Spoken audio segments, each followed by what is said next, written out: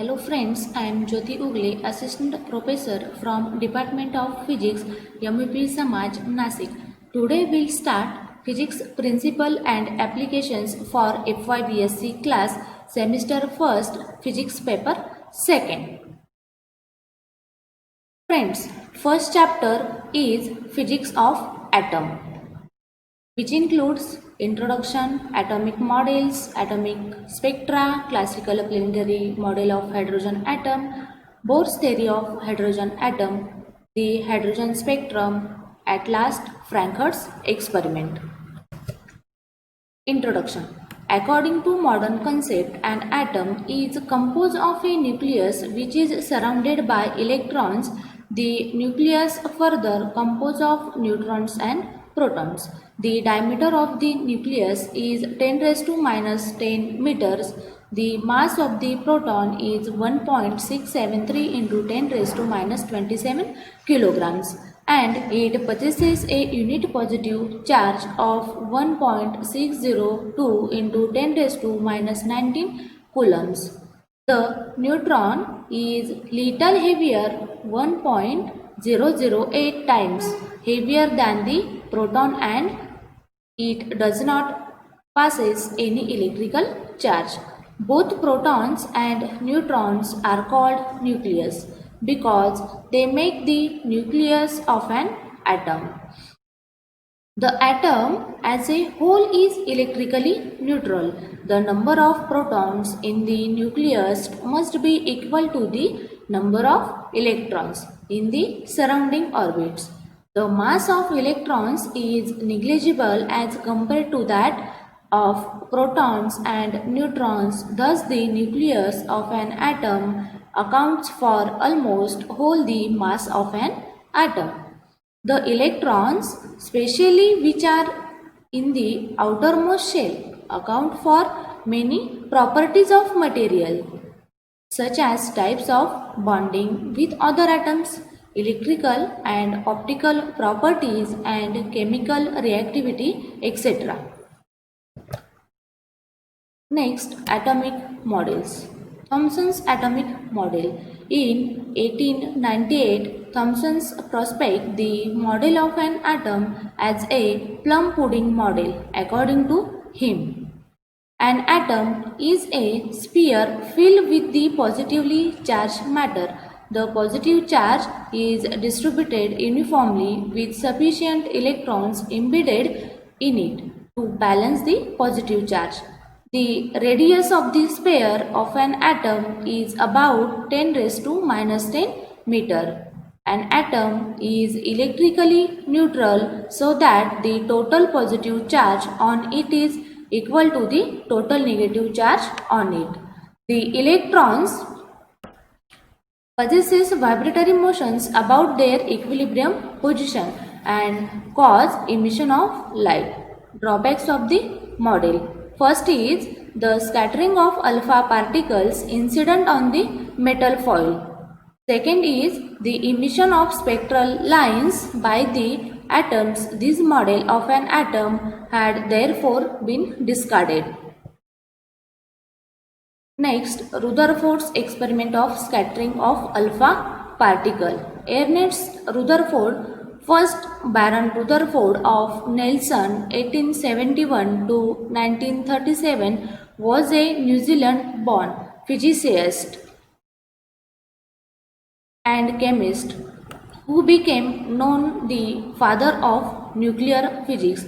His experiment of scattering of alpha particles by gold nuclei led to the development of the Rutherford model of an atom and eventually to the Bohr model. He was awarded Nobel Prize in Chemistry in 1908 for his investigations into the disintegration of elements and the chemistry of radioactive substance.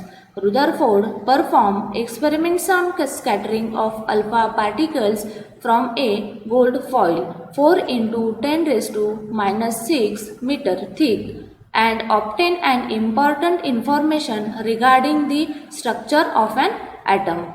Alpha particle. First, an alpha particle is a doubly charged helium atom that has lost both of its electrons. In other words, an alpha particle is the nucleus of a helium atom. That is, helium atom minus its 2 electrons. It carries a positive charge equal to 2 electrons. Second is, it is ejected from a radioactive material like radium with high speed of 10 raised to 5 meter per second and mostly carries high energy. Third is, it can travel through few centimeters in air before being stopped. Fourth is, it can penetrate through few hundreds or tens of millimeter of a solid before coming to stop. And last, it causes fluorescence on striking against certain materials. Scattering of alpha particle. To study that scattering of alpha particles, Rutherford performed the experiment which have radium use a source of alpha particles. It placed in a small lead box. The box is provided with a small opening. A very fine beam of alpha particles is emitted along the axis of hole, that is, narrow opening. This beam is allowed to strike a thin gold foil about 10 raised to minus 6 meter thick. The gold foil scatters the beam of alpha particles in different directions. The alpha particles are received on a fluorescent screen coated with zinc sulfide or some other fluorescent material. When an alpha particle strikes the screen, a flash of light is observed at place where it strikes. It was observed that most of the alpha particles pass straight through the gold foil, but some alpha particles suffer small deflection. A very small number of particles were deflected through large angles, that is about 1 in 10,000 particles suffer a deflection of more than 90 degree. Only rarely a particle reverses back along its own path, that is, it suffer a deflection or it's scattered through 180 degree shown this figure. The scattering of alpha particles is due to the force between the charged alpha particles and charge of atoms of the foil. If the positive charge and the electrons are uniformly distributed all over the atoms of the foil, as in Thomson's model, the scattering of alpha particles would be very small and there would be no very little possibility of any scattering through an angle equal to greater than 90 degree. The very fact the most of the alpha particles pass through the foil suggests that atoms 90 of thin gold foil must have an empty space.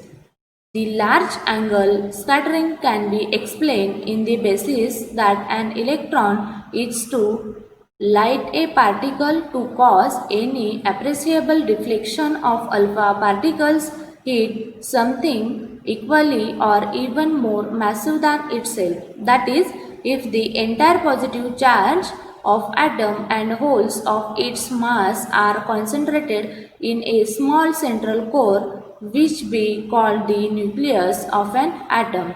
Thus, Rutherford concluded that the entire positive charge and mass of an atom is concentrated in a small central core called nucleus. The diameter of the nucleus was found to be about 10 raised to minus 5 meter. The diameter of an atom is 10 raised to minus 10 meter. Thus, the nucleus occupies a volume which is only a millionth part of an atom. This shows that there is a lot of empty space in the atom, which is difficult to imagine. The nucleus is surrounded by a cloud of electrons whose total negative charge is equal to the positive charge. so that the atom is electrically neutral. There is much empty space in the atom, that is why most of alpha particles go undeflected. This explains the small angle scattering of alpha particles, which is due to the fact that the nucleus occupies only small fractions of total column of an atom. The alpha particles are positively charged and move with a large velocity, and thus a strong electrical force of repulsion is required to deflect them through large angles. The alpha particles, which pass through the atom at a relatively large distance from the nucleus as shown in figure, experience very less electrostatic repulsion and pass almost undeflected. Another alpha particles passing close to the nucleus experience a strong repulsive force and thus gets scattered through a large angle. On the basis of alpha particles scattering through large angles, Rutherford proposed the structure of an atom. An atom contains a small central part called the nucleus, in which the whole mass and positive charge are concentrated. The nucleus size is about 10 raised to 15 meter. The atom is electrically neutral and equal number of electrons are distributed in the space around the nucleus to balance the positive charge of the nucleus. Electrons are not stationary. They revolve around the nucleus in circular path in the same way as planets go around the sun. By this way, Rutherford explained the stability of an atom. He assumed that the electrons are revolving at a high speed around the nucleus in closed circular orbit. The force of attraction and between the nucleus and the electrons are balanced by the centrifugal force acting on the electron. Drawbacks of the Rutherford atomic model. First is he was not able to explain the electromagnetic theory, which states that an object revolving around the opposite charged object lost its acceleration and get immersed. Second is he does not explain the distribution of electrons in the atom. Thank you.